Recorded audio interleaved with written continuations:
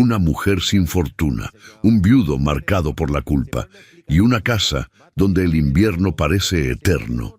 Celeste Moreau cruza el océano con un nombre ilustre y un pasado deshecho, buscando trabajo, dignidad y quizá algo más.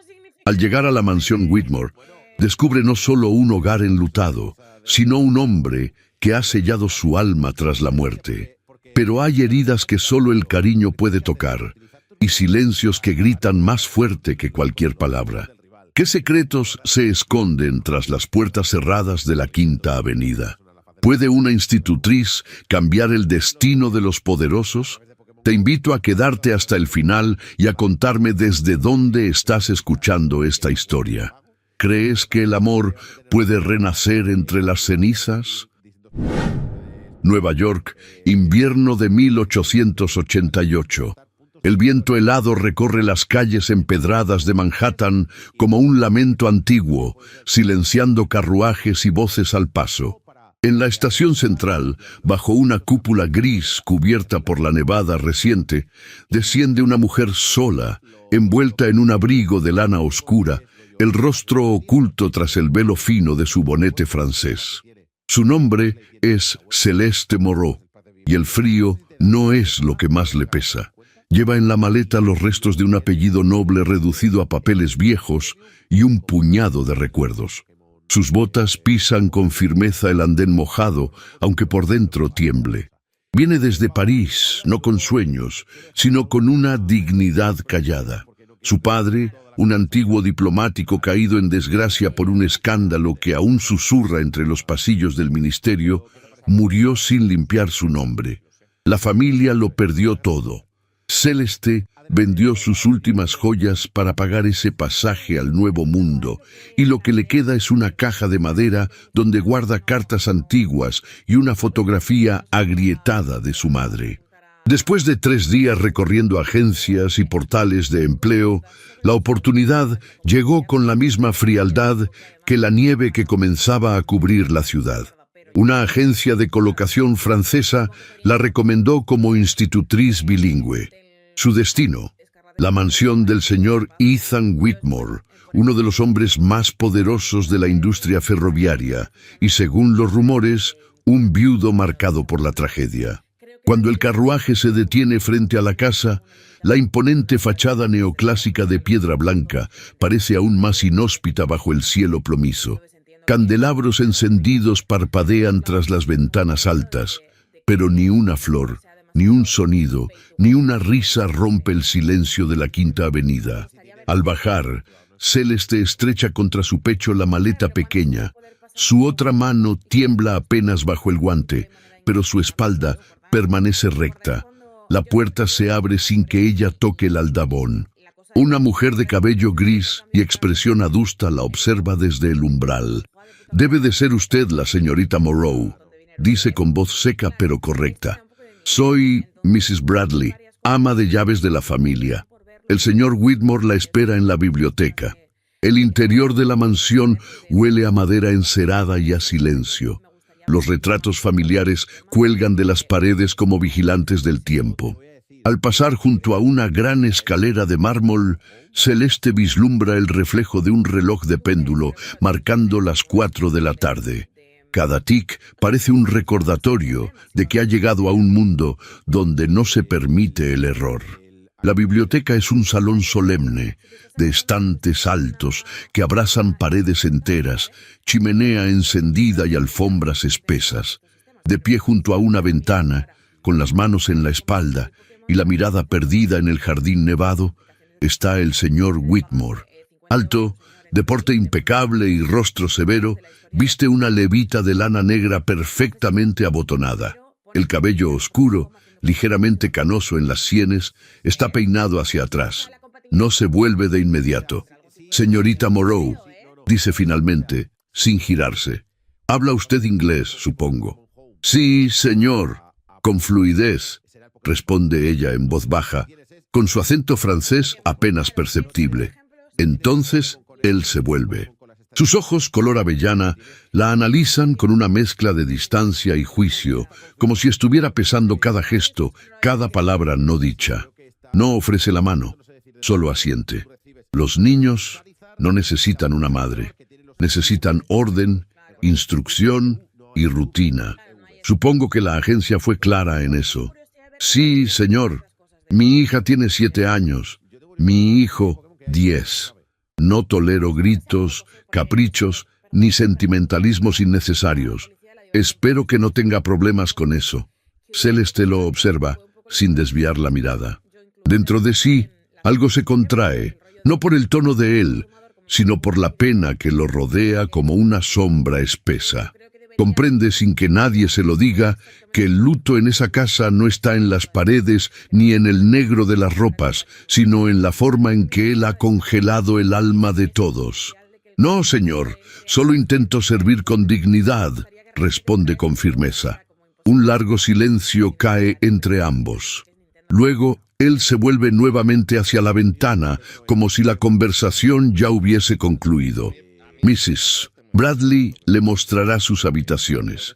Comienza mañana. Buenas tardes. Celeste inclina la cabeza con gracia y se retira. El pasillo de regreso parece más frío. El eco de sus pasos resuena en la casa como una presencia extraña. Sube a un segundo piso y atraviesa un corredor flanqueado por ventanas cubiertas. La habitación que le asignan es modesta, pero limpia. Tiene una cama estrecha, una cómoda antigua y una ventana con vista al jardín trasero. Al deshacer su maleta, coloca sobre la cómoda la caja de madera.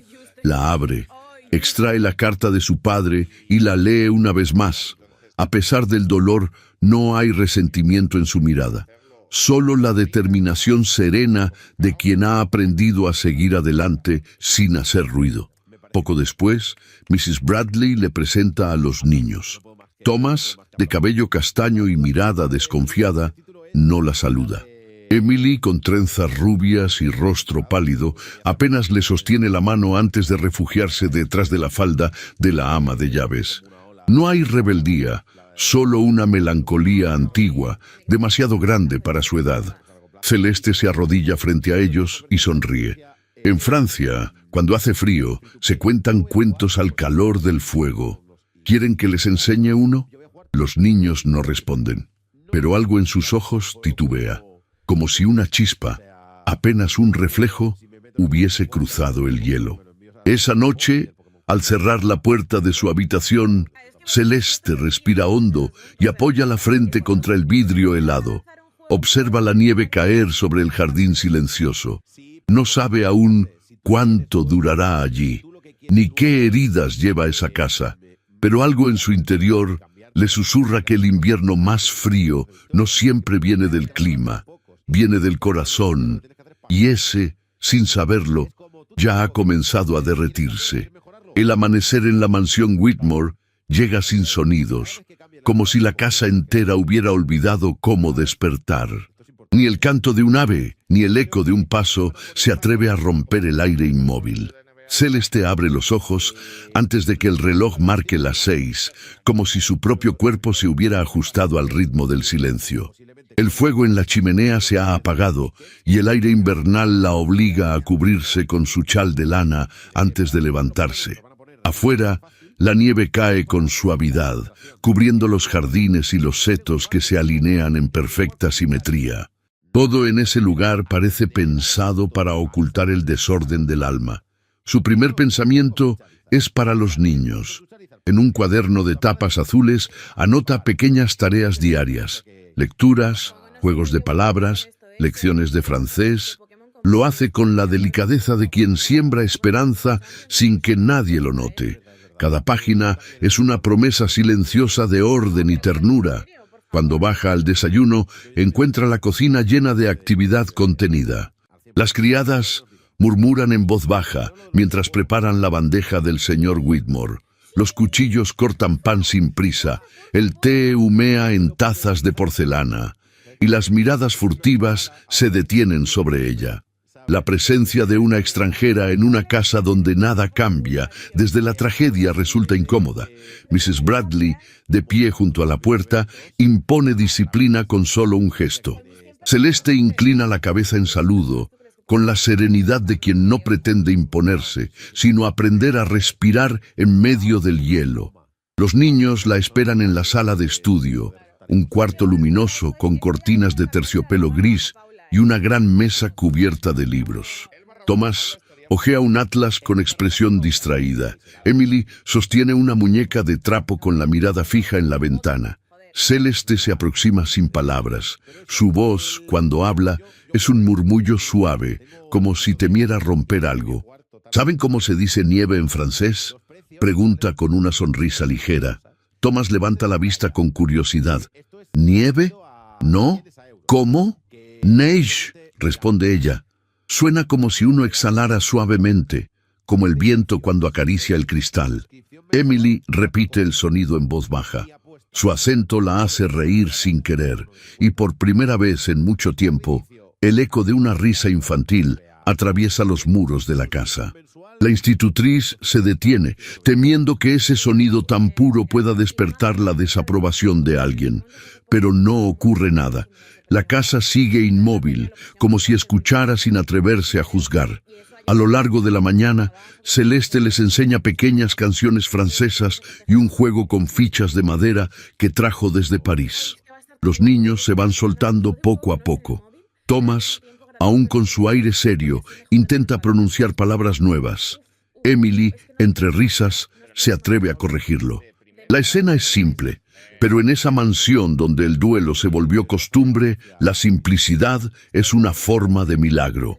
A media tarde, mientras revisa los deberes, Celeste percibe la figura de Ethan en el umbral de la puerta. No ha hecho ruido al entrar, pero su presencia llena el espacio como una corriente invisible. Ella se pone de pie con respeto. Él observa la escena en silencio, los ojos fijos en los niños. No dice nada, solo asiente con un leve movimiento antes de marcharse. Pero cuando la puerta se cierra, Celeste siente un estremecimiento. No es miedo, es otra cosa más profunda y desconocida, la conciencia de haber sido vista. Esa noche, al cenar sola en su cuarto, escribe una breve carta a su madre fallecida. No para enviarla, sino para dejar que las palabras respiren en el papel. He llegado a una casa que parece no tener alma, escribe. Los niños son buenos pero viven entre sombras, y el señor Whitmore parece arrastrar una pena que no se atreve a nombrar. Quizá mi destino sea traer un poco de luz donde no hay calor. Quizá ese sea el motivo por el que sigo aquí. Cuando la vela se apaga, Celeste se levanta y abre la ventana unos centímetros. El aire helado le acaricia el rostro. A lo lejos, las luces de otros hogares brillan como promesas de vida. Pero allí, en la casa Whitmore, todo permanece inmóvil, detenido en un duelo que se niega a morir. En los días siguientes, la rutina se establece con suavidad.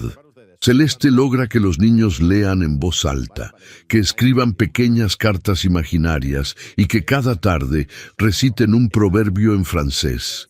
La risa de Emily vuelve a sonar con timidez y Tomás comienza a confiar lo suficiente como para hacerle preguntas sobre París, sobre los jardines del Luxemburgo y los inviernos junto al Sena. Celeste responde con dulzura, evocando imágenes que colorean sus palabras. Y aunque la nostalgia le oprime el pecho, sonríe por ellos. El servicio doméstico, sin embargo, observa en silencio. Algunas criadas murmuran cuando pasa, otras desvían la mirada. No se trata de odio, sino de costumbre. En esa casa, las emociones estaban prohibidas desde que la señora Whitmore fue enterrada. Mrs. Bradley, más observadora que todos, percibe el cambio que se gesta en el aire y guarda su juicio para sí. Una tarde, mientras ayuda a Emily con sus bordados, Celeste escucha el rumor del viento colándose por un corredor lateral. Siente una corriente extraña, como si la casa suspirara. Al seguir el sonido, llega hasta una galería de retratos familiares. Hay cuadros de antepasados con rostros altivos, señores de bigotes retorcidos y damas con perlas en el cuello. Al final del pasillo, una puerta de madera oscura permanece cerrada con un cerrojo. La pintura descascarada del marco delata el abandono. Celeste extiende la mano, pero se detiene antes de tocarla. No sabe por qué, pero el silencio tras esa puerta le provoca un escalofrío. Da un paso atrás. Hay habitaciones, piensa, que prefieren seguir dormidas. Esa noche, en la cena del servicio, escucha el murmullo de dos criadas jóvenes. Dicen que el señor Whitmore nunca volvió a entrar en el ala norte desde que ella murió. Susurra una. Ni él ni nadie, responde la otra. La señora Bradley no deja que se mencione, pero algunas noches se oyen pasos y nadie los explica. Celeste finge no escuchar, aunque el comentario le deja una sensación amarga.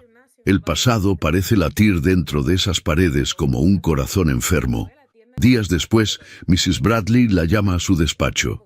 La mujer, siempre correcta, sostiene un papel en la mano. El señor Whitmore ha sido invitado a una cena familiar. Dice, vendrán su suegra y la señorita Arabella Hawthorne. Me pidió que recordara que los niños deben cenar en sus habitaciones esa noche. Usted, por supuesto, no participará del evento. Celeste inclina la cabeza sin sorpresa. Lo entiendo, señora. Y otro consejo, señorita Moreau, añade la ama de llaves con una mirada más humana que severa. La alta sociedad de Nueva York es cruel con los que no encajan. Cuide sus pasos. Aquí la bondad no siempre se perdona. Celeste agradece con un gesto y se retira. No hay amargura en su expresión, solo resignación. Sabe lo que es ser invisible para el mundo elegante. Ya lo fue en París, cuando la fortuna de su familia se desmoronó. Y sin embargo, hay una dignidad en su silencio que ni la distancia social puede apagar. La noche de la cena, la mansión se llena de carruajes y luces. Celeste, desde la ventana de la sala de estudios, observa a las damas descender envueltas en sedas y pieles, con abanicos y joyas que brillan bajo los faroles. El sonido de la orquesta llega amortiguado hasta su habitación, como un eco de un mundo al que ya no pertenece. Prepara a los niños para dormir, les lee un cuento de Andersen y les deja una vela encendida en la mesita. Emily, medio dormida, le susurra, «¿Papá se reirá esta noche?» Celeste guarda silencio unos segundos antes de responder. «Quizá un poco», dice con una sonrisa suave. Tal vez alguien le recuerde que el invierno no dura para siempre. Cuando sale del cuarto, pasa junto a la gran escalera. Desde allí puede escuchar la música del salón principal, valses y conversaciones que suenan distantes. Se asoma apenas un instante. Entre los invitados, distingue a la señora Margaret Holloway, vestida de terciopelo negro, y junto a ella a una mujer de belleza ostentosa, Arabella Hawthorne, de mirada calculadora y sonrisa vacía. Ambas parecen dominar la atención de Ethan, que conversa con rigidez. Ninguno ríe. Celeste siente una punzada de compasión más que celos. Ese hombre tan respetado y temido parece un prisionero dentro de su propia vida, y aunque ella no lo admita, algo en su interior se estremece por él. Horas más tarde, cuando la música cesa y los invitados se marchan, la casa vuelve al silencio. Celeste baja al salón principal para apagar las velas que quedaron encendidas. Los restos de la cena perfuman el aire con vino y rosas marchitas.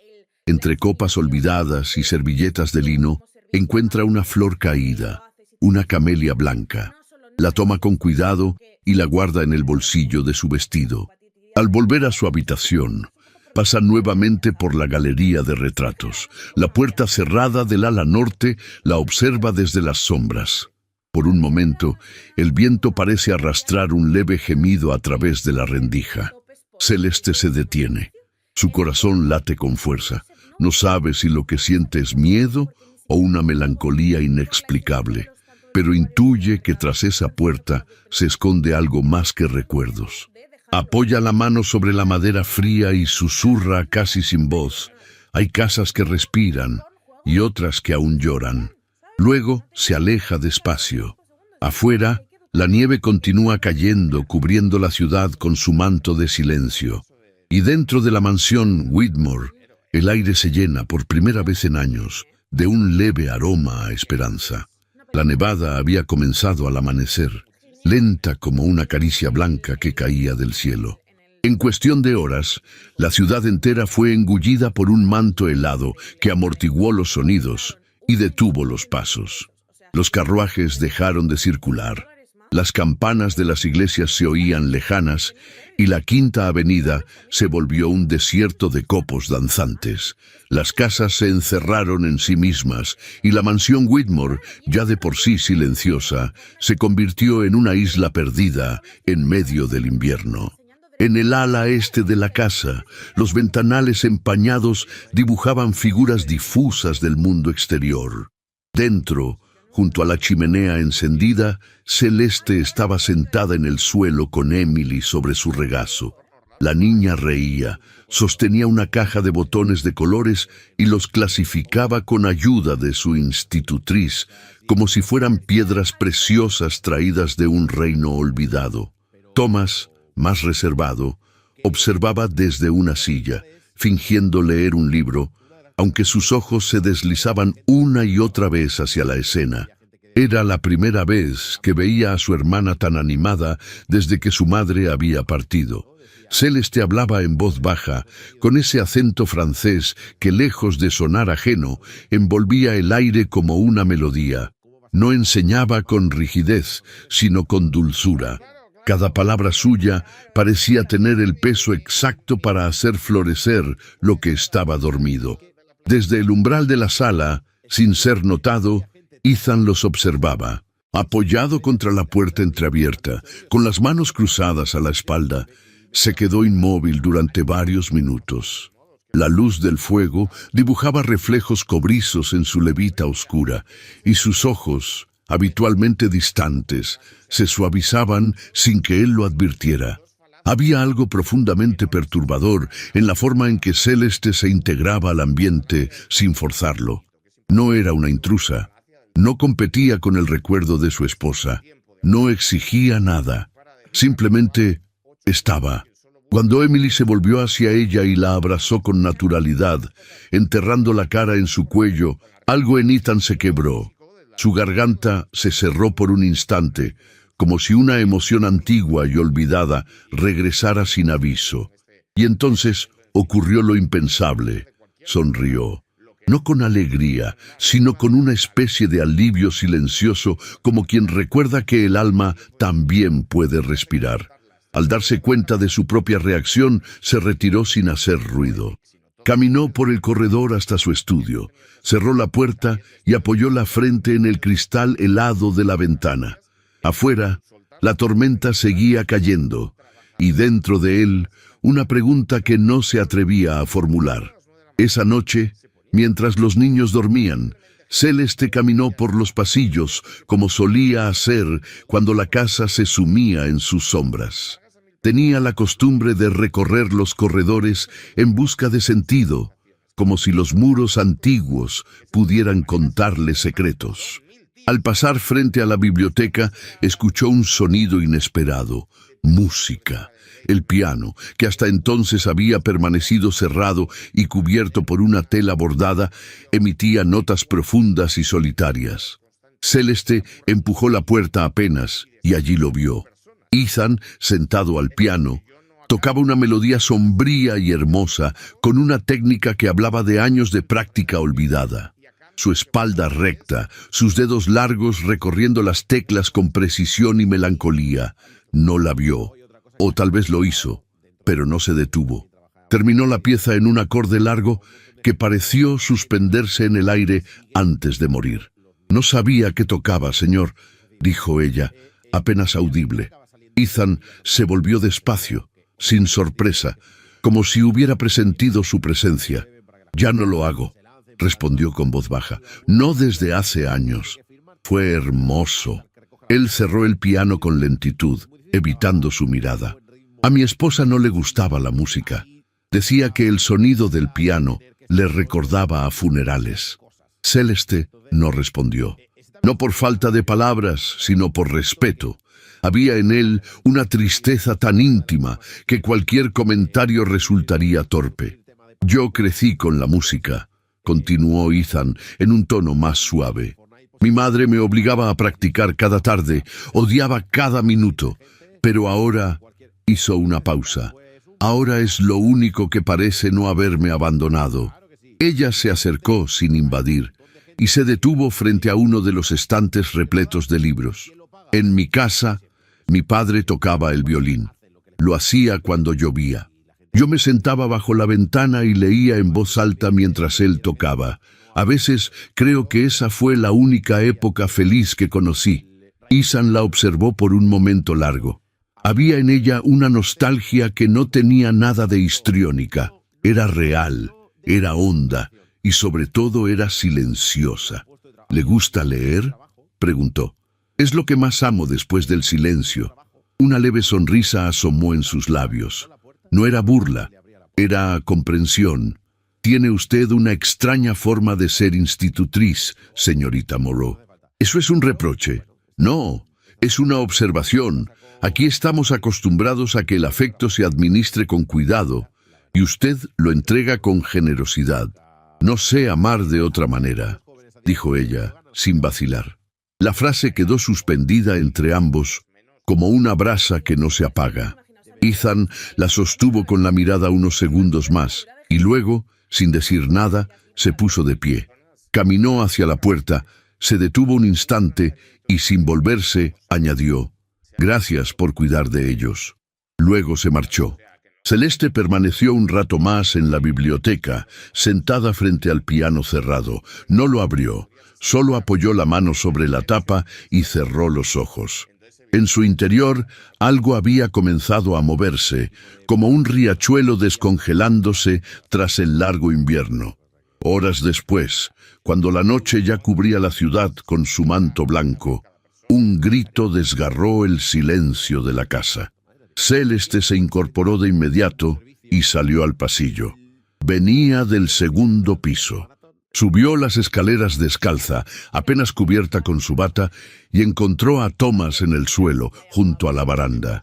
El niño había caído de un par de escalones, la pierna torcida bajo su cuerpo y el rostro cubierto de lágrimas. «¡Thomas!», exclamó, corriendo hacia él. Emily apareció detrás, aterrada. Celeste revisó al niño con cuidado. No parecía haber fractura grave, pero su tobillo estaba inflamado.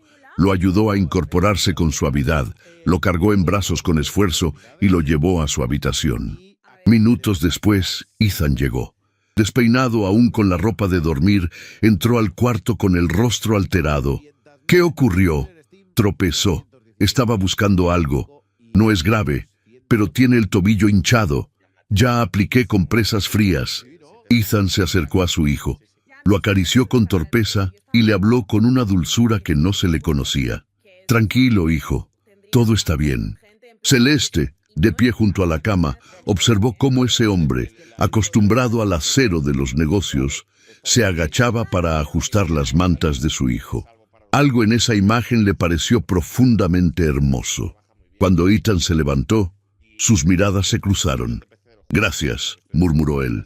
Ella asintió en silencio. «Debería descansar, señor», dijo. «Yo me quedaré aquí esta noche, por si necesita algo». Ethan vaciló un instante, luego asintió. Pero antes de salir del cuarto se volvió una vez más. Su padre, el del violín, debió haber sido un buen hombre. Celeste sintió que su voz temblaba al responder. Lo fue. La puerta se cerró, y durante el resto de la noche, ella se sentó junto a la cama de Thomas, vigilando su respiración. Afuera, la nieve seguía cayendo.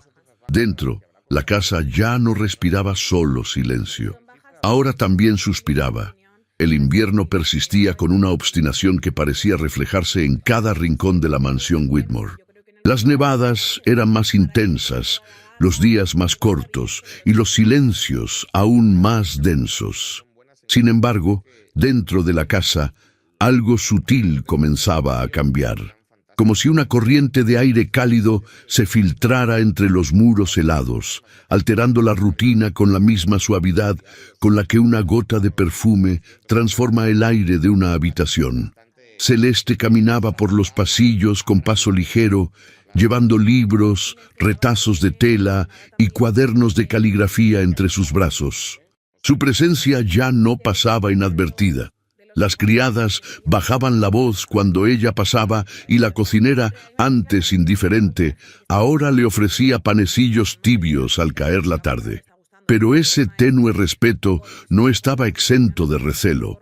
Algunos la miraban con suspicacia, como si su discreción escondiera ambiciones que aún no se habían revelado. Una mañana, mientras ordenaba los estantes del salón de estudio, Celeste notó una pequeña puerta de madera al fondo de la biblioteca, oculta tras un tapiz bordado. La curiosidad pudo más que la prudencia. La abrió con cuidado y encontró un salón más íntimo, decorado con muebles cubiertos por sábanas blancas. Era un cuarto de estar olvidado, polvoriento, donde el tiempo parecía haberse detenido.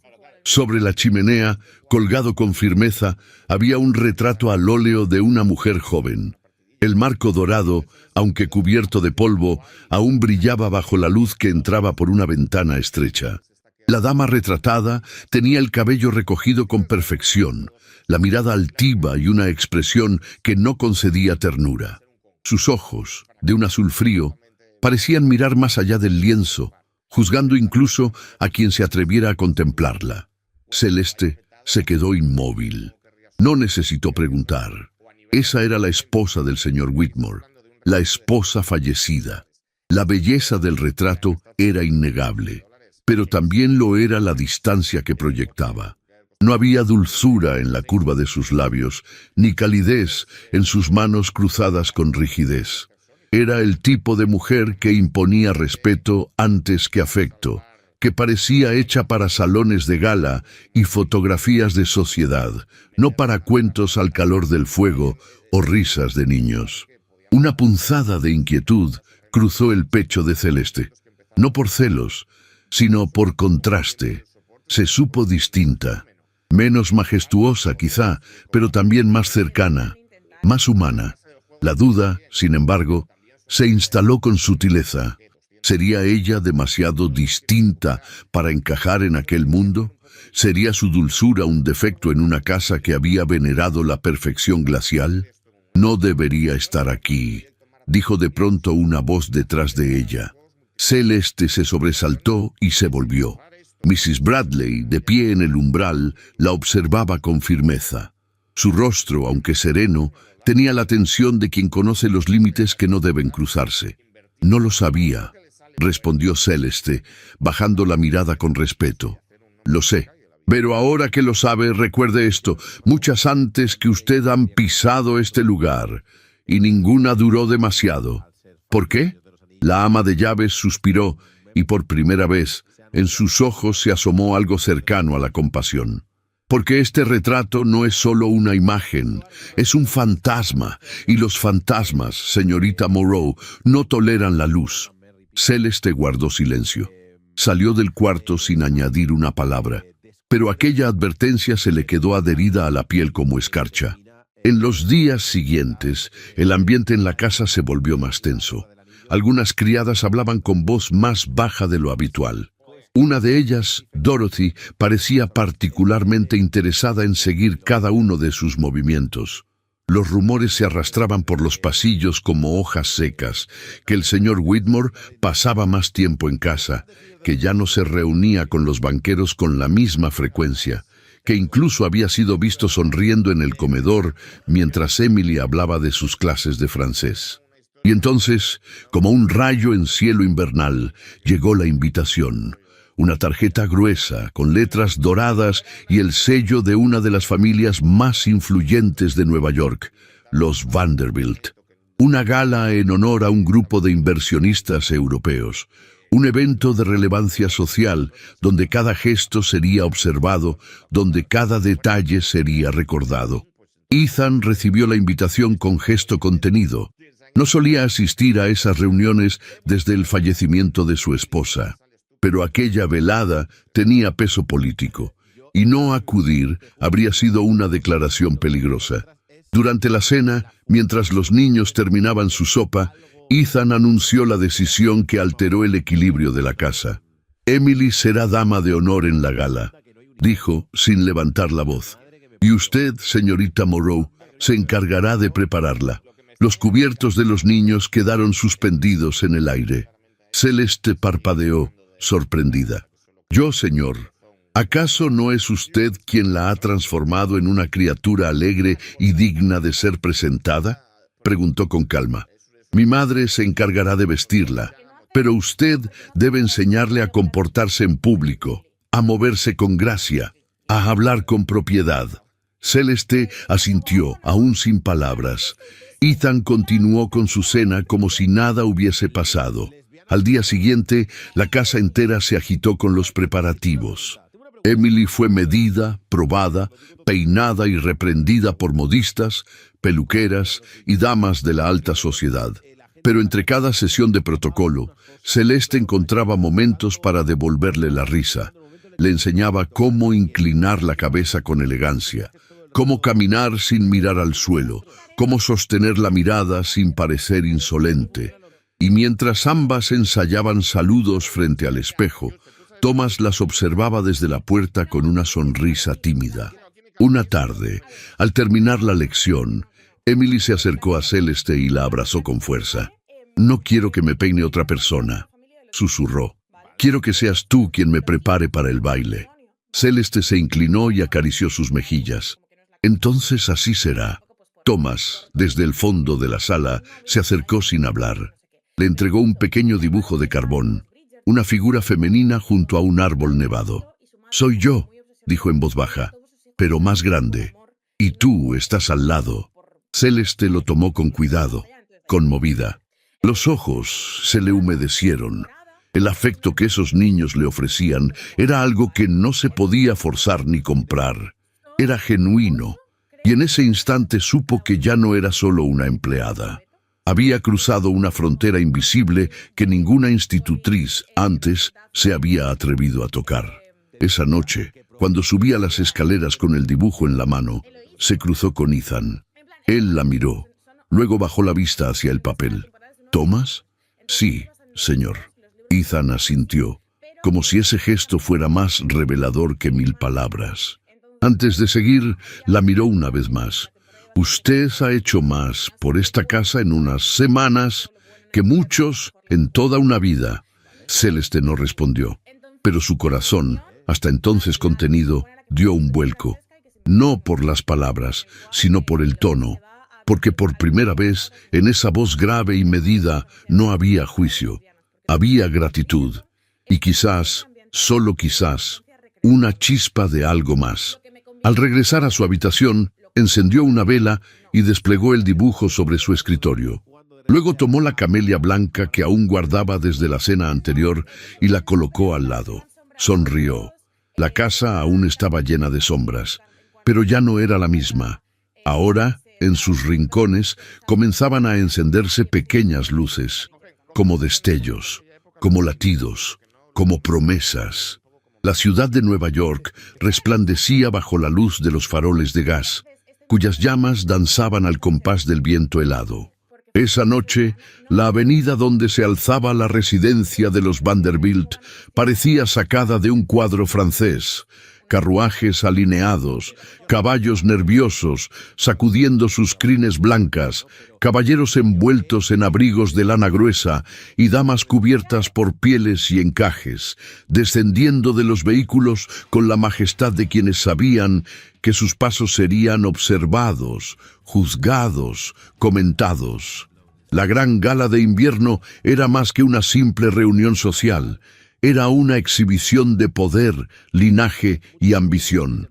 Y en medio de aquel escenario dorado, el señor Ethan Whitmore hizo su entrada acompañado de su pequeña hija Emily y, discretamente detrás de ellos, de la institutriz francesa, que sin proponérselo comenzaba a alterar el ritmo invisible de su mundo. Celeste había vestido a Emily con esmero. envolviéndola en un vestido color lavanda, con detalles de encaje bordado a mano y una cinta de terciopelo gris en la cintura. Su cabello, peinado con trenzas recogidas, estaba adornado con pequeñas flores secas que Celeste había conservado en papel de arroz. No era ostentosa, pero brillaba con la gracia serena de una niña amada. La propia Celeste vestía un atuendo modesto pero pulcro, un vestido azul oscuro, de falda amplia y mangas largas, adornado con una delicada blonda en el cuello. No llevaba joyas, solo un broche de camelia blanca, regalo de Emily, prendido al corazón. Caminaba detrás de ellos con la cabeza erguida, sin intentar pertenecer, pero sin pedir disculpas por su presencia. Los salones principales de la casa Vanderbilt eran un derroche de luces, música y aromas. Arañas de cristal colgaban del techo como constelaciones atrapadas. Los pisos relucían como espejos y los ventanales dejaban entrar el murmullo lejano de la ciudad dormida. Una orquesta tocaba un vals vienés y los invitados se deslizaban con movimientos ensayados entre bandejas de plata y copas de champán. Ethan, con su porte imponente y su levita negra perfectamente entallada, saludó con breves inclinaciones de cabeza a otros magnates, políticos y figuras del mundo financiero. No era un hombre de muchas palabras en público, pero su sola presencia imponía respeto. Celeste, desde un rincón cercano a la columna de mármol, observaba todo con atención, asegurándose de que Emily no se apartara demasiado. Su mirada iba y venía, a veces encontrando los ojos de Ethan en la distancia. Cuando eso ocurría, él sostenía la mirada un segundo más de lo necesario, luego desviaba los ojos hacia el gentío. Arabella Hawthorne hizo su aparición más tarde, envuelta en un vestido rojo profundo de satén italiano, con encaje negro en el escote y un abanico que agitaba como si con él dictara sentencias. Era alta, de cuello largo y nariz fina, con una belleza agresiva y consciente. Cuando se acercó a Ethan, lo hizo sin pedir permiso. Apoyó la mano sobre su brazo y murmuró algo que provocó una sonrisa forzada en los labios del viudo. No pensé que vendrías, Ethan, mucho menos acompañado de ese tipo de compañía. Vine por razones estratégicas, Arabella, nada más. Ella rió suavemente.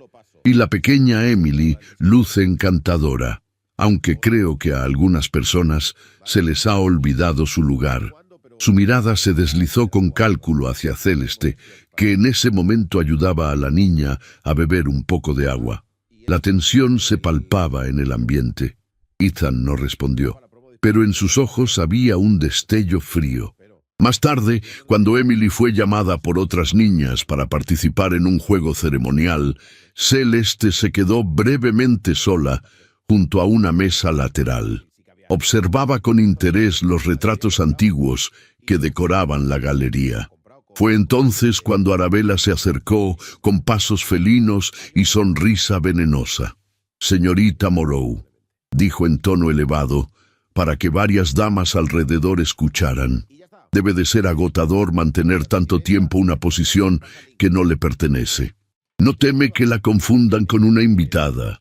A veces la frontera entre lo correcto y lo ridículo es tan delgada. Celeste giró lentamente. Sus mejillas palidecieron, pero su espalda permaneció recta. Varias cabezas se giraron, fingiendo no oír, mientras saboreaban el espectáculo que comenzaba a desarrollarse. «Temo menos a la confusión que a la hipocresía, señora», respondió en perfecto inglés, sin elevar la voz. «Una que se disfraza de cortesía, pero está vacía de compasión. Y por cierto, no vine aquí a figurar, sino a cuidar de una niña, algo que me honra infinitamente más que cualquier joya o apellido». Hubo un silencio breve. Luego, alguien contuvo una risa. Una dama mayor asintió con disimulo y un caballero junto a ella murmuró un bien dicho casi inaudible. Arabella apretó el abanico con fuerza y se marchó, fingiendo indiferencia. Ethan había presenciado todo desde la distancia. No intervino. No porque no quisiera, sino porque vio en Celeste una fortaleza que no conocía y comprendió en ese instante que ella no necesitaba ser rescatada. Lo que ella ofrecía no era sumisión, sino dignidad. Horas después, cuando la gala llegaba a su fin y la familia Whitmore se preparaba para retirarse, Ethan caminó en silencio junto a Celeste mientras Emily dormía sobre el regazo de una criada. «Vi lo que ocurrió», dijo él en voz baja mientras el carruaje esperaba en la entrada. Celeste mantuvo la mirada al frente. «No fue nada, señor. Sí lo fue, y debí intervenir». No lo necesitaba. Ethan se detuvo y la miró con intensidad. «Tal vez no, pero lo haré si vuelve a ocurrir. No permitiré que nadie la humille, señorita Moreau». Ella parpadeó, sorprendida por la emoción contenida en sus palabras. Su voz tembló al responder. «Gracias, señor. De corazón». Subieron al carruaje sin más palabras. En el interior, el silencio era espeso pero lleno de significados. Emily dormía profundamente. Ethan miraba por la ventana, aunque sus pensamientos estaban lejos. Celeste, sentada frente a él, sostenía el broche de camelia blanca entre los dedos, como si intentara recordar que aún había ternura en el mundo. Esa noche, al llegar a la mansión, Ethan se detuvo frente a la gran escalera. «Buenas noches, señorita Moreau». «Buenas noches, señor Whitmore». Pero no se movieron de inmediato. Se miraron en la penumbra de la entrada, iluminados solo por la luz tenue de las lámparas. Sus ojos se dijeron más que sus labios. Un leve gesto, un paso no dado, una palabra que no se pronunció. Finalmente, cada uno subió por su lado, con el corazón más lleno que antes, pero también más inquieto, porque en esa noche de máscaras y apariencias, ellos no habían bailado. Y sin embargo, el corazón de ambos, en silencio, ya comenzaba a danzar. La tormenta comenzó entrada la tarde, como una advertencia susurrada entre los árboles.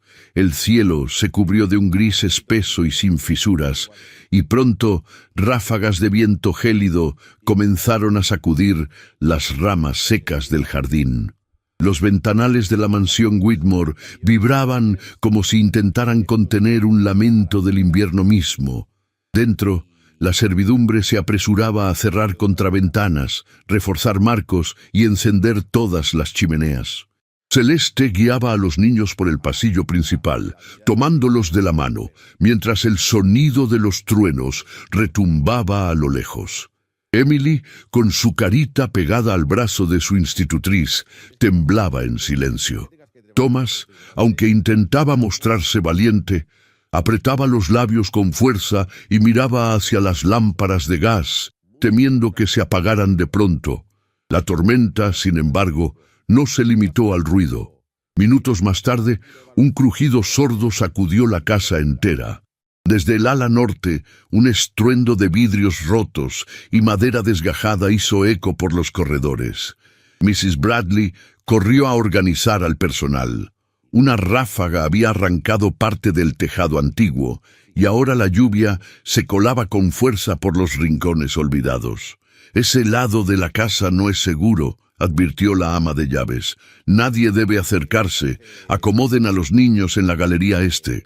Pero el ala este estaba ocupada por reparaciones de tuberías, y las habitaciones temporales que se habían preparado ya estaban ocupadas por los sirvientes. Celeste no quería que los niños pasaran la noche en un cuarto improvisado sin fuego ni cobijas. «Buscaré otro sitio», anunció con calma. «Uno que esté seco y donde podamos encender la chimenea». Tomó una lámpara de aceite, cubrió a Emily con una manta gruesa y guió a ambos niños por el pasillo central. Subió un tramo de escaleras que no usaba desde su llegada y se adentró por un corredor de paredes cubiertas por retratos antiguos. El silencio era más denso allí. Las puertas estaban cerradas con llave, salvo una. La reconoció por la moldura tallada, idéntica a la que había visto semanas atrás, cuando sin querer había descubierto el cuarto secreto. Giró la perilla, crujió, pero cedió. El aire que salió del interior estaba frío, denso, cargado de polvo, pero el cuarto estaba intacto. Era una sala de estar privada, con una chimenea de mármol blanco, un piano cubierto por una sábana bordada y un gran ventanal protegido por cortinas pesadas. En una esquina, un diván de terciopelo celeste parecía haber aguardado décadas por una caricia. «Nos quedaremos aquí», dijo con voz firme. Acomodó a los niños junto al fuego, que encendió con manos hábiles. Les sirvió una infusión caliente y los ayudó a secar sus pies mojados. Pronto, ambos cayeron dormidos sobre una colcha que ella colocó en el suelo, envueltos en el calor del hogar improvisado. Entonces, el silencio volvió a llenarlo todo. Celeste se puso de pie y comenzó a recorrer la habitación. Reconocía ese aire de cosas no dichas, ese perfume de secretos que aún no se habían resignado a desaparecer. Sobre una cómoda antigua encontró un cofrecito de madera con cerradura rota. Dentro, cartas amarradas con cinta azul y sobre ellas un cuaderno de tapas gastadas. Lo abrió con lentitud. La caligrafía era femenina, angulosa, firme. No tardó en comprender que tenía entre sus manos el diario de la difunta señora Whitmore. Dudó un instante, pero sus dedos no obedecieron al recato. Comenzó a leer. Las primeras páginas hablaban de bailes, compromisos y vestidos. Pero pronto el tono cambiaba. Palabras como deber, asco, jaula y resignación se repetían con frecuencia alarmante. La esposa de Ethan había sido una mujer atrapada. No amaba a su marido. Lo había aceptado por conveniencia, empujada por su madre, y desde el inicio había cultivado un desprecio silencioso hacia todo lo que él representaba, su origen sin título, su mirada contenida, su forma austera de amar. En una de las últimas páginas, la frase era como un golpe: «Él no me toca el alma, ni siquiera sabe cómo». Celeste cerró el diario con un estremecimiento, no por escándalo, sino por dolor, porque había en esas palabras una herida que seguía abierta. Y por primera vez entendió la distancia que Ethan mantenía con todo y con todos. Había amado sin ser amado, había sostenido un hogar sobre una mentira, y lo había hecho con la dignidad silenciosa de quien no pide consuelo. El chasquido de una puerta la hizo girar. Ethan estaba en el umbral. Sus ojos se posaron primero en los niños dormidos, luego en el fuego y por último en ella. El diario estaba aún en sus manos. No intentó ocultarlo. «Lo encontré abierto», dijo, sin excusas. Él avanzó despacio. No había enojo en su rostro, solo una tristeza tan profunda que parecía grabada en su piel. «Yo lo dejé allí», respondió en voz baja. Nadie se atrevía a tocarlo, ni siquiera yo. Se acercó a la chimenea, se sentó en una silla junto al fuego y fijó la mirada en las llamas. Durante largos minutos no dijo nada. Celeste se quedó de pie, como una figura tallada en sombra y luz. «Fue un matrimonio arreglado», dijo finalmente. «Yo lo acepté porque creí que podía construir algo con el tiempo. Ella simplemente lo soportó, y cuando murió sentí culpa, no por su muerte, sino por no haber podido hacerla feliz». Celeste se acercó, sin interrumpirlo. «Usted no es responsable del vacío de otros», dijo con voz suave. Ethan levantó la vista. Sus ojos tenían un brillo que ella nunca había visto. No era furia, era vulnerabilidad pura. «¿Y si lo fui? ¿Y si nunca supe cómo amarla? No se puede amar a quien se niega a recibir», susurró ella. Las lágrimas bajaron sin violencia por el rostro de él. No sollozaba. Solo dejaba que el dolor se deslizara, como si finalmente hubiera encontrado permiso para salir. Celeste se arrodilló frente a él, sin tocarlo, solo estando allí.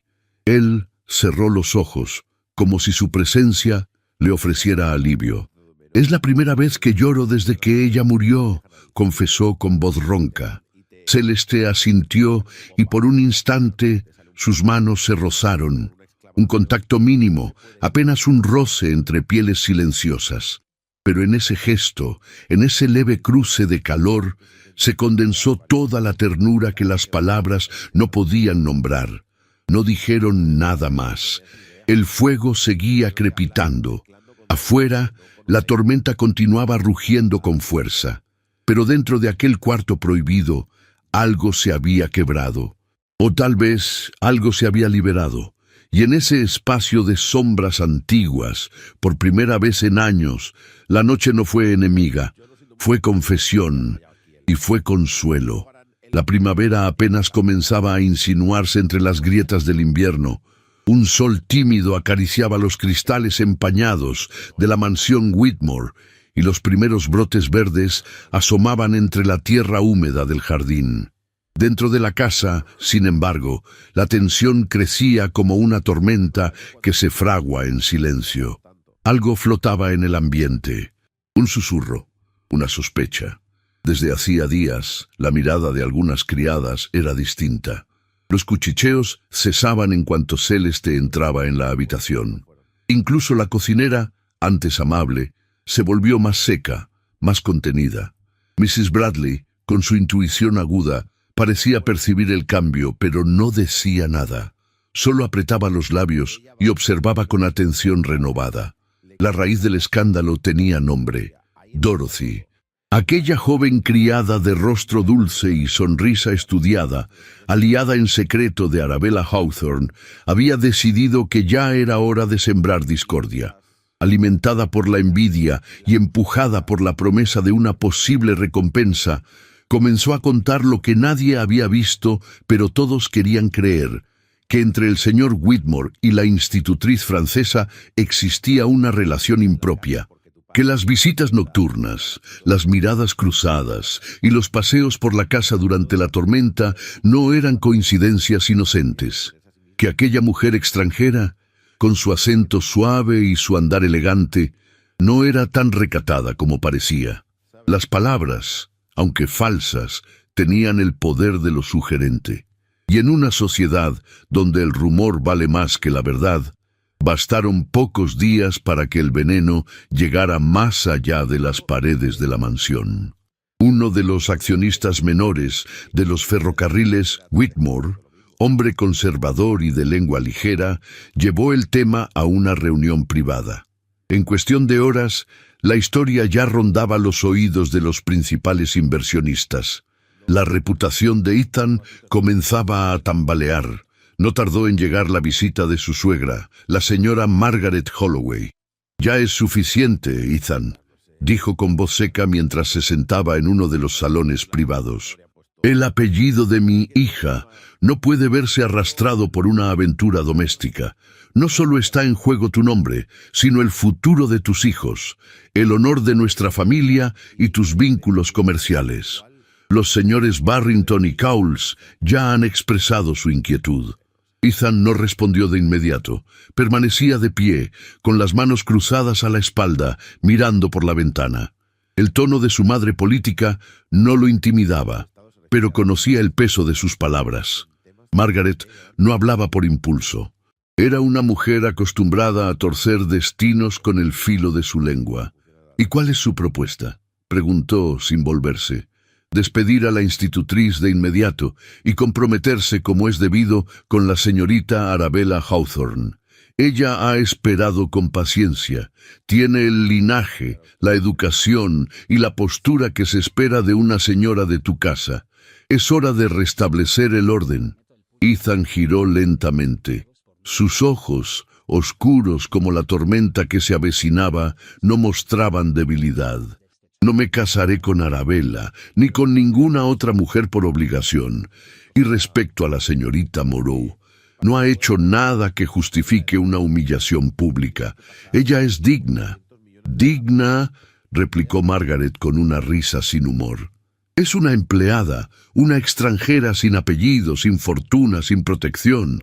Puede ser virtuosa, sí, pero no es digna de ti». Ethan dio un paso al frente. «Es más digna que muchos que se sientan en mis mesas, y si usted no puede verlo, lamento decepcionarla. Pero la señorita Moreau permanecerá en esta casa mientras yo lo decida». Margaret se levantó con rigidez. Tomó su bolso de mano y lo cerró con un chasquido. No olvides que no todos los hombres poderosos han sobrevivido a un escándalo, Ethan. Algunos caen sin hacer ruido. Y se marchó sin esperar respuesta. Esa misma tarde, Celeste fue llamada al despacho por Mrs. Bradley. La ama de llaves, visiblemente perturbada, intentó explicar la situación sin alarmarla, pero no pudo ocultar la gravedad del asunto. «Están hablando de usted, señorita Moreau. Dicen cosas que no puedo repetir. El señor Whitmore intentó protegerla, pero hay presiones, vienen de fuera y también de dentro». Celeste, pálida pero serena, asintió. «¿Quién lo ha dicho?» «Dorothy», respondió Mrs. Bradley con el rostro tenso. «Pero no lo afirma directamente, solo insinúa, y eso basta». Celeste no dijo nada. Se levantó, fue a su habitación y comenzó a empacar sus pocas pertenencias. Lo hizo en silencio, con manos firmes, doblando cada prenda como si fuera la última vez que lo haría. Los niños la encontraron poco después. Thomas fue el primero en entrar. «¿Qué está haciendo?», preguntó sin comprender. Emily apareció detrás, con los ojos abiertos como lunas. «¿Se va?». Celeste los miró.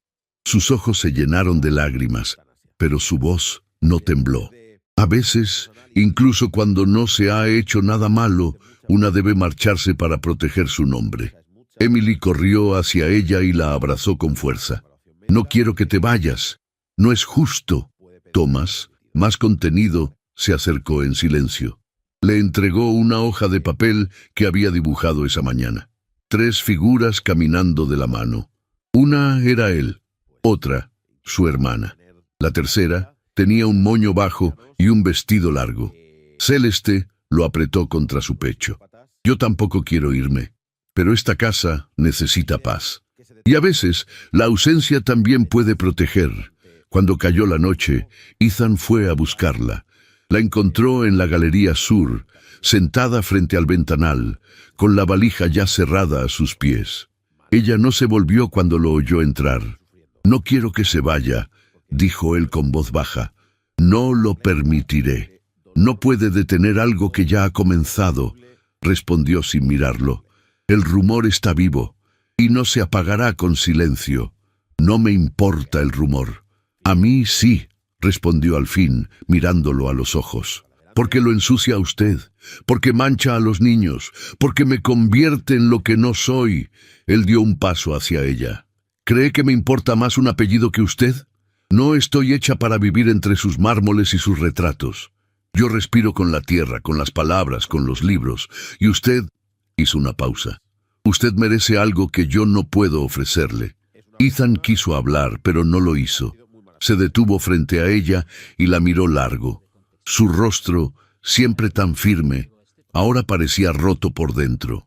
«No quiero perderla», dijo al fin. «Entonces no me despida, pero déjeme ir». Esa noche, Celeste abandonó la mansión Whitmore bajo la lluvia fina de una primavera que no terminaba de nacer. Llevaba consigo una maleta, un dibujo de niño y un corazón quebrado. Los niños lloraron hasta quedarse dormidos. Ethan no dijo una palabra durante la cena. La casa entera volvió a sumirse en el mismo silencio que un día la había envuelto. Pero esta vez ese silencio no era de luto, era de ausencia. Y dolía más que cualquier pérdida. La ciudad seguía envuelta en su lento despertar de primavera, pero en las calles más grises y olvidadas del centro, el invierno aún dejaba su aliento. En una calle estrecha de adoquines húmedos, entre edificios de fachadas descascaradas, se alzaba una pensión discreta, de muros apagados y ventanas pequeñas. Fue allí donde Celeste encontró refugio. La habitación que ocupaba era simple. Un catre de hierro con colchón delgado, una silla de madera junto a una mesa desgastada y una ventana sin cortinas por donde entraba un sol pálido que parecía pedir permiso para colarse. No había tapices ni espejos, solo una repisa donde colocó la caja de madera que contenía lo único que realmente le pertenecía: las cartas de su padre, el dibujo de Thomas y la camelia seca, guardada como si aún llevara el perfume de una noche imposible. Las primeras mañanas en la pensión fueron silenciosas. La dueña, una viuda austriaca de carácter duro y mirada honesta, no hacía preguntas. Le ofrecía café tibio con pan duro y con un leve gesto le indicaba la hora de salida. Celeste salía temprano con una cesta de costura bajo el brazo y caminaba hasta una boutique francesa en el barrio de Chelsea, donde una modista exigente pero generosa le había dado trabajo. Bordaba flores en cuellos de encaje, iniciales en pañuelos de lino y delicadas figuras en tules destinados a damas que nunca conocería. Su mente trabajaba con la misma precisión que sus dedos, pero el alma permanecía inmóvil. El mundo seguía girando sin ella. Cada día parecía una copia del anterior, salvo por el frío que se colaba bajo las mangas y la soledad que, lejos de disminuir, se hacía más profunda. En la mansión Whitmore, el cambio fue inmediato. Ethan no reaccionó con furia al saber que ella había partido. No rompió vasos, no levantó la voz, pero algo en su rostro se endureció como el mármol. Sus pasos resonaban más fuertes por los pasillos. Sus silencios se alargaban. Las reuniones con sus socios se volvieron menos frecuentes. Algunos días no salía de su estudio. Otros se iba antes del desayuno y regresaba entrada la noche sin que nadie supiera a dónde. Thomas y Emily, en cambio, no pudieron ocultar su tristeza. Sus risas se apagaron. La curiosidad con la que solían recorrer la biblioteca desapareció. Sus rostros estaban más pálidos, sus ojos más apagados. La pequeña Emily comenzó a toser por las noches, y Thomas, siempre tan valiente, se quejaba de dolores de cabeza y fiebre sin razón. Mrs. Bradley, alarmada, llamó a un médico. El diagnóstico fue claro: debilidad por tristeza, agotamiento y frío. Recomendó descanso, alimento cálido y una presencia que los reconfortara. Fue entonces cuando la ama de llaves tomó una decisión que no consultó con nadie. Una mañana, al salir el sol, se colocó su abrigo más grueso, se cubrió con un sombrero sencillo y tomó el carruaje de servicio sin dar explicaciones. Tardó horas en encontrar la pensión. Preguntó en tiendas, siguió rumores y finalmente llegó hasta la calle húmeda, donde los pasos no dejaban huellas sobre la nieve vieja. Tocó la puerta. Celeste abrió y al verla no dijo nada. Solo apretó los labios. «Los niños están enfermos», dijo Mrs. Bradley con voz firme. «Y no es solo el cuerpo, es el alma. Lo único que piden es que usted regrese, no a la casa, a ellos». Celeste bajó la mirada. Había tratado de convencerse de que su ausencia era lo correcto, de que la distancia traería paz. Pero al escuchar aquellas palabras, comprendió que algunos lazos no se rompen con voluntad, se tejen con amor, y ese amor era más fuerte que el escándalo o la renuncia. Volvió esa misma tarde, no por deber ni por miedo, sino por ternura. Entró a la mansión sin ser anunciada. Llevaba un vestido sencillo, un sombrero oscuro y el corazón latiendo como si fuera la primera vez. Subió las escaleras directamente al cuarto de los niños. Al abrir la puerta, encontró a Emily dormida con la frente perlada de sudor. Thomas estaba sentado junto a ella, pálido, con la mirada fija en el suelo. Cuando la vio, no dijo palabra. Solo se levantó y la abrazó con fuerza, como si temiera que fuera una ilusión. Esa noche, Celeste no salió del cuarto. Preparó infusiones, cantó canciones en francés, les habló con dulzura y les acarició la frente con manos templadas por la ternura. El calor volvió poco a poco a los cuerpos pequeños, como si el alma también tuviera fiebre. Ethan no la vio hasta el día siguiente. Fue en la biblioteca. Ella estaba allí de pie, colocando libros infantiles en el estante más bajo. Al volverse, lo encontró observándola desde el umbral. Ninguno habló de inmediato, solo se miraron. Él la contempló como si fuera la primera vez, no como una empleada, no como una figura del deber. La miró como se mira lo irreemplazable. No sabía si regresaría, dijo él al fin. No regresé por usted, respondió con suavidad. Vine por ellos. Lo sé, admitió. Avanzó un paso. Sus manos estaban tensas, sus ojos sombreados por noches sin dormir. Pero me alegra que lo haya hecho, añadió.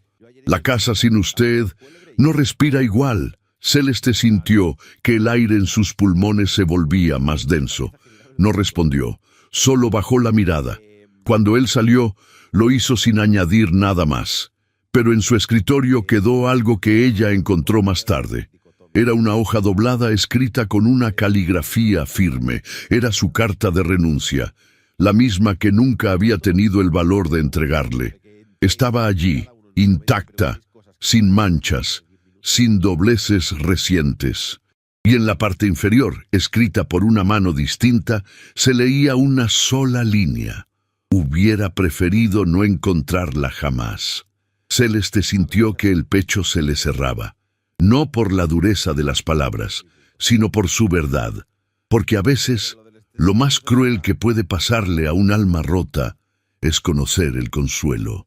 Esa noche, mientras los niños dormían profundamente por primera vez en semanas, ella salió al jardín. La nieve comenzaba a derretirse en silencio, dejando charcos que no reflejaban nada, y en medio del silencio comprendió que había huido para protegerse. Pero el amor, ese que nace sin permiso, había encontrado el modo de permanecer, incluso en su ausencia, incluso en su renuncia, incluso en la nieve, porque el amor verdadero no deja huellas, pero tampoco desaparece. La fiebre de Emily había cedido al fin, pero su rostro seguía tan pálido como los pétalos de las camelias que Celeste solía colocar sobre su mesita. El invierno se resistía a morir, y aunque los días se alargaban con tímida luz, el aire conservaba ese frío obstinado que parecía haber hecho su nido dentro de la mansión Whitmore. En los pasillos, las pisadas resonaban con la lentitud de los días grises, y en las habitaciones, el silencio había vuelto a instalarse como un huésped imposible de desalojar. Celeste permanecía al lado de la niña desde el amanecer hasta entrada la noche. Le leía en voz baja, le peinaba los rizos con suavidad, le contaba pequeñas historias sobre su infancia en París, sobre los inviernos de la Rue de Rivoli y el aroma a pan recién hecho que flotaba en las calles al amanecer. Emily la escuchaba con atención, como si esas palabras fueran parte del tratamiento que la mantenía viva. A veces sonreía débilmente, otras se quedaba dormida con la mano entre las suyas.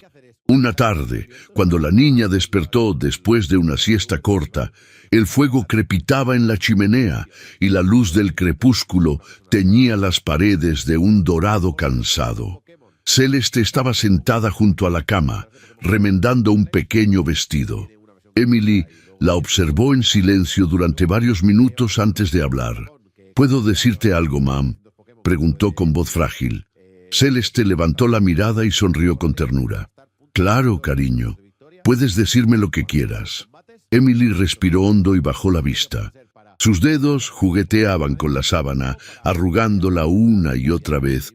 «Mi madre nunca me abrazaba, ni cuando estaba enferma, ni cuando tenía miedo. A veces la veía entrar a mi cuarto, pero siempre se quedaba de pie sin decir nada. Era hermosa, todos decían eso. Pero cuando me miraba, sentía que yo no debía hablar». Celeste sintió que algo dentro de ella se quebraba. La voz de la niña era tan serena que dolía más que el llanto. No intentó interrumpirla. «Cuando tú llegaste», continuó Emily, con los ojos humedecidos, «las cosas cambiaron. No sabía que podía reírme, ni que alguien podía escucharme sin enojarse. No sabía que el cariño también se podía enseñar». Celeste se inclinó, le acarició el cabello y la besó en la frente. «Hay madres que aman con palabras y otras que aman con silencios», dijo. «Pero tú mereces ambas cosas. Y las tendrás siempre, Emily, siempre». Lo que ninguna de las dos sabía era que Ethan estaba de pie tras la puerta entreabierta. Había subido en silencio para preguntar por la salud de su hija, pero se detuvo al escuchar sus voces. Las palabras de Emily le atravesaron el pecho como un cuchillo lento. No fue solo el recuerdo de su esposa lo que lo estremeció, sino la verdad que había preferido ignorar durante años. El vacío que había permitido crecer dentro de su propio hogar. Permaneció allí, inmóvil, con la cabeza baja y las manos apretadas. Cuando finalmente se retiró, su rostro era el de un hombre que por fin se había visto a sí mismo. Esa noche, la mansión estaba en calma. Los sirvientes se habían retirado, los niños dormían, y la chimenea del despacho aún ardía con un fuego cansado. Ethan se encontraba solo, de pie frente al ventanal, mirando cómo la nieve volvía a caer. Sobre el escritorio reposaba el diario de su esposa fallecida, aquel que Celeste había encontrado y que él había leído una y otra vez en busca de respuestas. Pero ya no quedaban respuestas, solo la certeza de que el amor no vivido también deja huellas. Golpearon suavemente a la puerta. Era Celeste. ¿Quería verme, señor Whitmore? Él se giró despacio. Llevaba la misma levita oscura de siempre, pero su semblante era distinto. Sus ojos tenían un brillo que no era de autoridad, sino de cansancio. Señaló la silla frente al escritorio. Sí, siéntese, por favor. Ella obedeció sin saber qué esperar. Ethan tardó en hablar. Su voz, cuando lo hizo, sonó más baja que nunca. Esta tarde escuché a mi hija hablarle. No era mi intención, pero lo hice. Y no puedo fingir que no escuché lo que dijo. Celeste se mantuvo en silencio, con las manos cruzadas sobre su falda. No he sido un buen padre, continuó él. Fui un hombre que pensó que el respeto podía sustituir al afecto, que la corrección era una forma de amor, pero lo único que hice fue llenar esta casa de reglas y vaciarla de alegría. Mi esposa no fue feliz, lo sé, y creí que al mantener el orden, al cumplir con cada deber, estaba compensando mis fracasos. Me equivoqué. Sus palabras no temblaban, pero sus ojos sí. He pasado la vida temiendo el escándalo, la crítica, el error, temiendo sentir algo que no pueda controlar. Pero cuando usted llegó, todo eso cambió. Ethan se acercó a la chimenea, la mirada perdida en el fuego. Desde su llegada, he vivido dividido entre lo que debo hacer y lo que deseo. Y me ha resultado insoportable, porque cada día que intento mantener las distancias, algo dentro de mí se quiebra un poco más. Celeste bajó la cabeza. No podía mirarlo. Sentía que cada palabra suya era un hilo que tiraba de su propio corazón. No me atrevo a pedirle nada, prosiguió él, ni siquiera su perdón. Solo quiero que sepa que lamento haberla herido. No con acciones, sino con mi cobardía, con mi silencio. Ella alzó la mirada y sus ojos se encontraron. En ellos había una mezcla de compasión y miedo, de ternura y renuncia. No tiene nada que disculpar, señor Whitmore. Cada uno carga su propio invierno, dijo Celeste. Algunos aprenden a sobrevivirlo, otros lo convierten en casa. Él dio un paso hacia ella, pero se detuvo. Estaban tan cerca que podía sentir el calor de su respiración. Ninguno habló. Solo permanecieron así, mirándose, atrapados entre lo que deseaban y lo que sabían que no debían desear. El fuego crepitó, rompiendo el silencio. Celeste fue la primera en apartar la mirada. Se levantó lentamente. Debería descansar, señor. Es tarde. Celeste, murmuró él, apenas un suspiro. Ella lo miró por última vez. En su rostro había lágrimas que no caían. Buenas noches, señor Whitmore. Cuando la puerta se cerró, Ethan quedó solo. Se acercó al escritorio, donde un sobre sin abrir había quedado entre papeles olvidados. Era la carta de renuncia que ella nunca le entregó. La tomó, la sostuvo entre los dedos y sin pensarlo, la guardó dentro del bolsillo interior de su levita, como si con ese gesto pudiera conservar un pedazo de lo que no se atrevía a pronunciar. A la mañana siguiente, cuando Celeste despertó, un sobre descansaba sobre su tocador. Reconoció la caligrafía al instante. Era la letra de Ethan. Lo abrió con manos temblorosas. Señorita Moreau, he dicho demasiadas cosas en silencio. He sentido demasiado sin expresarlo. Tal vez aún no merezca su indulgencia, pero quisiera pedirle un favor, no como su empleador, sino como un hombre que busca redimirse. Mañana por la noche se celebrará la cena benéfica anual en el Conservatorio de Arte. Me gustaría que me acompañara, no como institutriz, no como empleada, como igual. Si decide aceptar, el carruaje la esperará a las 7. Ethan Whitmore. Celeste releyó la carta una y otra vez. No sabía si llorar o sonreír. Era una invitación, pero también una confesión. No había promesas, ni peticiones de perdón, ni declaraciones abiertas. Solo una frase velada que lo decía todo. Como igual. Pasó el resto del día sin decir nada a nadie. Preparó las lecciones, atendió a los niños, ayudó a Mrs. Bradley con las flores del invernadero. Pero dentro de ella, el corazón no dejaba de latir con fuerza, como si esperara algo que temía desear. Al caer la tarde, abrió el pequeño baúl que había traído desde Francia. Dentro, envuelto en papel de seda, estaba el vestido azul que había usado en otra vida, en un baile donde creyó que el amor era un sueño.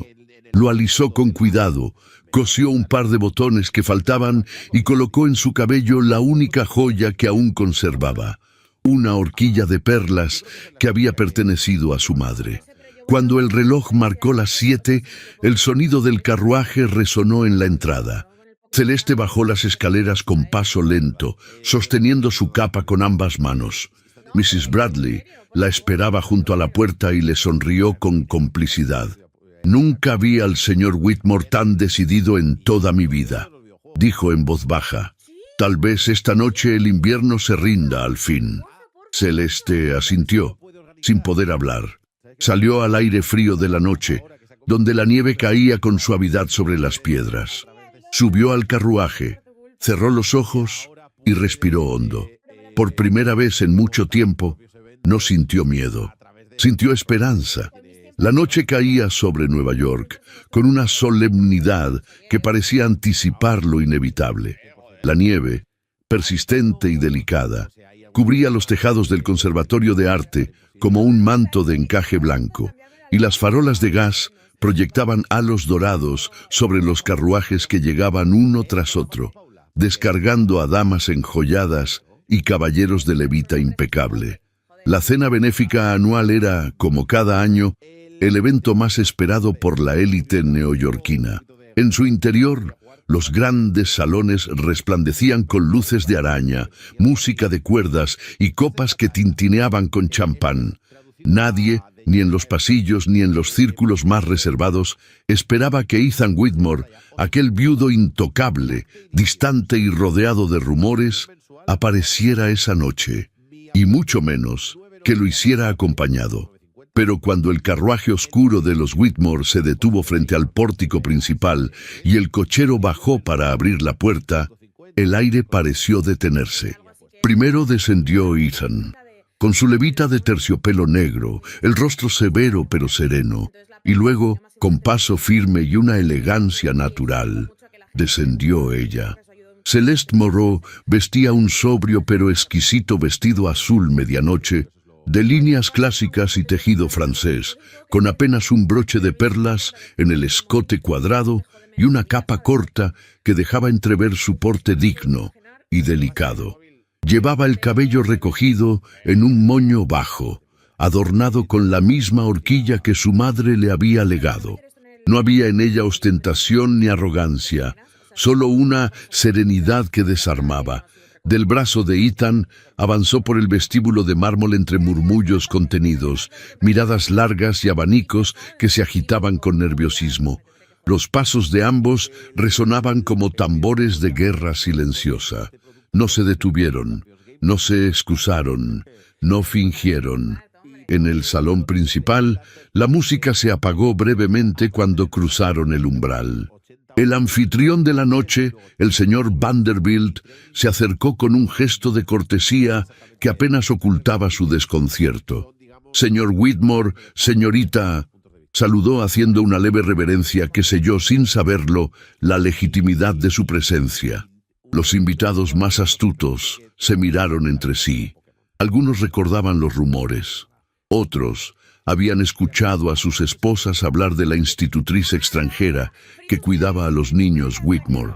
Pero ninguno estaba preparado para verla en ese lugar, como igual, al lado del hombre más reservado de Wall Street. Ethan tomó una copa y pidió la palabra. La sala entera se volvió hacia él. «Les agradezco su presencia esta noche», dijo con voz firme, clara, proyectada sin esfuerzo. «Esta gala siempre ha sido una oportunidad para servir a las artes, pero también al compromiso con lo que verdaderamente importa». Hizo una pausa. Luego, con la misma serenidad, agregó: «He decidido tomar una pausa de mis negocios. Durante los próximos meses, mi prioridad será mi familia, mi hogar, mis hijos». Algunos comenzaron a susurrar. Un par de damas se llevaron las manos a la boca, pero él no se detuvo. «Y esta noche deseo anunciar que la señorita Celeste Moreau será mi esposa». El silencio se volvió piedra. Casi se podía escuchar la respiración contenida de los asistentes. Celeste, a su lado, permanecía con la cabeza alta, los ojos brillantes, pero sin arrogancia. Arabella Hawthorne, vestida de rojo carmesí en el extremo del salón, bajó la mirada lentamente y apretó el abanico con tanta fuerza que lo partió entre los dedos. La madre de la difunta esposa de Ethan palideció al instante, mientras el señor Vanderbilt apenas disimulaba su incomodidad. Pero Ethan no retrocedió. En su mirada había algo más que decisión. Había paz. Celeste inclinó apenas la cabeza hacia él, y sus labios apenas se movieron, pero bastó. «Sí», susurró, «acepto». Después de eso, la noche continuó como si el mundo hubiera cambiado sin que nadie se atreviera a detenerlo. Algunas damas se acercaron a Celeste con tímida cordialidad. Otros caballeros brindaron con Ethan por el valor de sus decisiones. Pero muchos otros prefirieron observar desde lejos, incapaces de comprender cómo aquel hombre tan calculador había cedido a lo inesperado, al amor. Semanas más tarde, los titulares hablaron del escándalo Whitmore, pero en la mansión de la Quinta Avenida no hubo lugar para la controversia, solo para la vida. La primavera llegó con lentitud, como si temiera romper la fragilidad de lo nuevo. Los almendros florecieron en el jardín trasero y las ventanas, antes cerradas por años, se abrieron una a una para dejar entrar la luz. La biblioteca, otrora sombría, se llenó de risas infantiles y olor a papel nuevo. Los pasillos, antes fríos, resonaban ahora con los pasos de Emily y Thomas, que corrían tras un perrito que Ethan les había regalado. Celeste, vestida de blanco marfil, con encajes franceses en las mangas y un broche antiguo en la cintura, recorría los jardines con una sombrilla en la mano y el brazo entrelazado con el de su esposo. Caminaban despacio, como si cada paso mereciera ser recordado. No hablaban mucho, no lo necesitaban. La señora Whitmore, como ahora la llamaban, había devuelto a esa casa el aliento que le faltaba, no solo como esposa, sino como madre, amiga, refugio. Había reconstruido con paciencia y ternura lo que el duelo había roto. Y aunque aún quedaban cicatrices, eran cicatrices dignas, reales. Una tarde, mientras caminaban por la galería que daba al invernadero, Ethan se detuvo frente a una pintura que había mandado restaurar. Representaba un campo nevado, y en medio de él dos figuras diminutas, tomadas de la mano. ¿La recuerdas?, preguntó él. Celeste asintió. «Es el invierno que vivimos», dijo con una sonrisa suave, pero terminó. Ethan la miró con una ternura que ya no ocultaba. «Terminó en tu nombre, y así fue. No hubo finales ruidosos, ni giros dramáticos. Solo el renacer lento, verdadero, de un hombre que volvió a amar y de una mujer que eligió no rendirse. Una historia que comenzó con silencio y terminó con la más serena de las verdades. El amor, cuando es real, no necesita permiso, solo valor. La primavera regresó a Nueva York con su esplendor habitual, pero este año el perfume de los cerezos tenía un matiz más dulce. Era 1905 y en la antigua mansión Whitmore, ahora convertida en una casa de puertas abiertas, la luz danzaba en los vitrales con la calma de quienes han aprendido a vivir sin temor al juicio ajeno. 10 años habían pasado desde aquella noche en la que el mundo pareció detenerse, cuando Ethan Whitmore declaró públicamente que la institutriz francesa sería su esposa. 10 años desde que la nieve dejó de ser un símbolo de encierro y se volvió recuerdo. Celeste caminaba por los jardines con pasos serenos, acompañada por una niña de cabello oscuro y ojos curiosos que no paraba de hacerle preguntas sobre flores, insectos y cuentos de París. Se llamaba Juliette y había llegado a sus vidas 5 años después del matrimonio. Su hija, la niña que nació del amor tardío, pero cierto, entre dos almas que se encontraron en medio del invierno. A su lado, Emily y Thomas, ya adolescentes, compartían confidencias en voz baja bajo un magnolio en flor. Ambos habían crecido fuertes, nobles, pero sobre todo libres. Jamás les faltó afecto, ni una mirada comprensiva, ni un abrazo a tiempo. Celeste no fue solo su madre adoptiva. Fue el hilo invisible que remendó las heridas que la muerte y la indiferencia habían dejado. Ethan, aunque con las sienes más plateadas y el paso más lento, conservaba en sus ojos el mismo fuego de aquel hombre que años atrás decidió abandonar los negocios por algo más valioso, la vida junto a quienes amaba. Nunca volvió a Wall Street.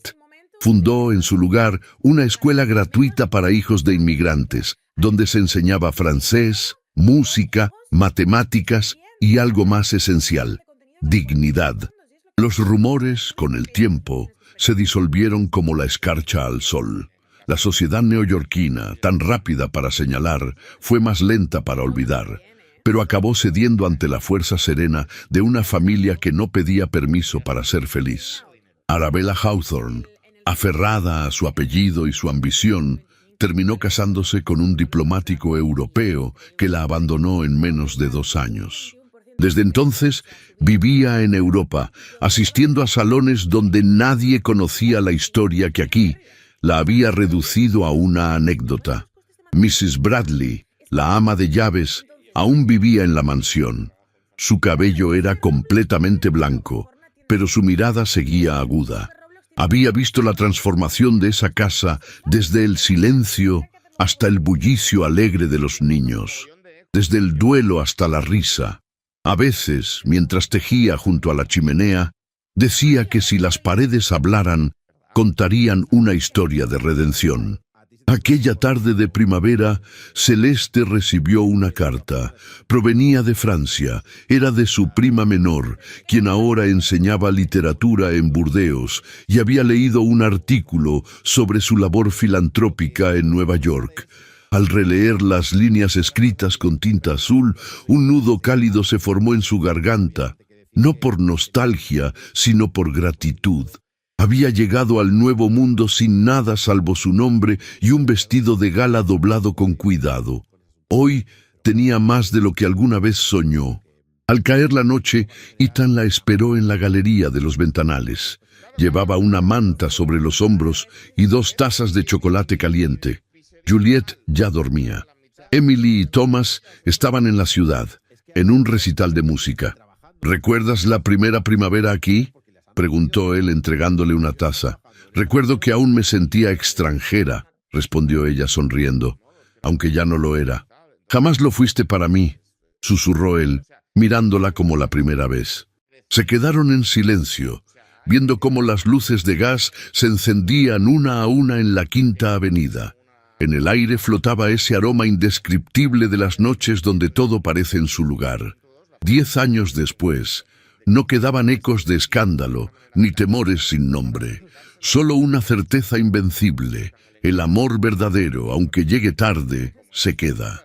Y en esa casa que un día estuvo llena de luto, ahora solo quedaban risas, libros abiertos y el sonido suave de una historia que, aunque escrita entre lágrimas, tuvo su merecido final feliz. A veces, la vida nos lleva por caminos inesperados. Celeste llegó a Nueva York con las manos vacías, pero con el corazón lleno de dignidad. Ethan había cerrado el suyo al amor, creyendo que no merecía una segunda oportunidad. Y sin embargo, en medio de un invierno marcado por el silencio y el prejuicio, dos almas heridas aprendieron a reconstruirse, a escucharse y a elegir el amor por encima del miedo. Esta historia nos recuerda que no importa cuán tarde llegue el amor, lo esencial es tener el valor de recibirlo, que la verdadera elegancia no está en la cuna, ni en los títulos, ni en el dinero, sino en la compasión, en la ternura y en la fuerza de quien se mantiene de pie, incluso cuando el mundo le da la espalda. Si tú también crees que el amor puede renacer entre las ruinas, que las diferencias sociales no son un límite para el alma, y que cada mujer merece ser amada por lo que es y no por lo que esperan de ella, entonces esta historia fue para ti. Cuéntame en los comentarios, ¿qué fue lo que más te conmovió de esta historia? Me encantará leerte. Y si llegaste hasta aquí, escribe la palabra primavera en los comentarios. Así sabré que fuiste parte de esta travesía hasta el último capítulo y me estarás ayudando a seguir creciendo este canal dedicado a los grandes romances de época. No olvides que en las tarjetas te dejo otras narraciones que también pueden tocar tu corazón. Historias donde la pasión, la lucha y el destino se entrelazan como en las mejores novelas de antaño. Gracias por estar aquí. Y recuerda, siempre hay una primavera esperando detrás del invierno. Números enteros, int, números decimales, float, float. Igual a problemas. He dicho 2 con 2 por decir algo. No os rayéis. No vayáis al piquimini. No seáis tontos. ¿Vale? ¿Vale? No pienses que nos acojonas. Sí. Sí. Clásico jefe para el que todos son 10 minutos. Cabrón, que yo sé cómo se hace. Otra cosa es que no tenga agilidad. ¿Sabes? Otra cosa es que yo no tenga agilidad. Pero vamos. Aunque ayer hay veces que se le va. Yo ayer intenté rescalar el tamaño del cuélebre y hace unas cosas. En plan. Raras. Destreza 10, agilidad -5. Continuamos para amigo. Es mente de programador con la búsqueda dicotómica. Lo reduces a la mitad para quedarte con la mitad buena. ¿Qué? ¿Cuándo una demo? Gente, lo de que entréis cada uno en su momento y preguntéis cosas que se han dicho hace 10 minutos me vuelvo loco. Abril. Cerral. Jeje. Abril Cerral. Es mi punto. Pero lo del estrés de Dormuz es verdad.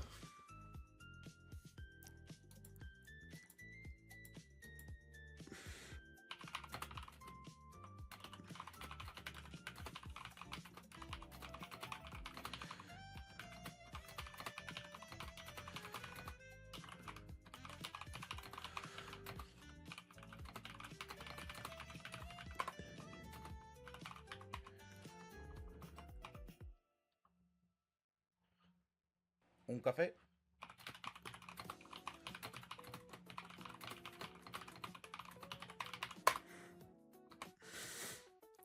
Lord Komori, muchas gracias.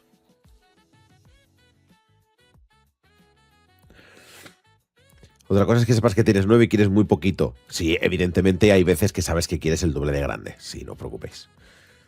Evidentemente hay veces que sabes que quieres el doble de grande, sí.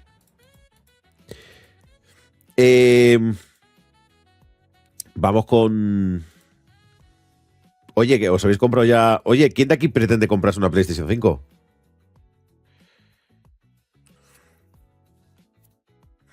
No sé si lo has comentado ya, pero hay 35% de descuento en 5 subs o más. Si ya lo has comentado, recuérdalo. No lo sabía. Así que, gente, podéis comprobar si tenéis 35% de descuento regalando 5 subs o más.